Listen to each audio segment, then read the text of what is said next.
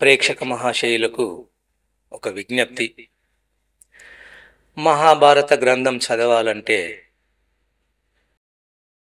శుచిగా స్నానం చేసి శుభ్రమైన బట్టలు ధరించి మనశుద్ధి వాక్శుద్ధితో చదవాల్సి ఉంటుంది. అది అందరికీ వీలు కాదనే ఉద్దేశంతో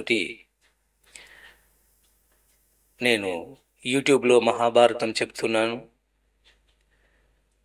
అదే మహాభారతం వినాలనుకుంటే ఏదీ అవసరం లేదు, మనశ్శుద్ధి ఉంటే చాలు. కాబట్టి ఇది గమనించి ప్రేక్షకులు, అందులో నేను చెప్పే మహాభారతం వ్యాస మహాభారతం పుస్తక పఠనంలోని ప్రతి అక్షరాన్ని పొల్లుపోకుండా చదువుతున్నాను. మీరు ఇది వింటే ఆ పుస్తకాన్ని చదివినట్టే, ఏదో నా స్వంతంగా నేను చెప్పడం లేదు. కావున ఇది గమనించి ప్రేక్షకులు నన్ను ఆదరిస్తారని అనుకుంటున్నాను. జై శ్రీరామ్, జై శ్రీరామ్, జై శ్రీరామ్.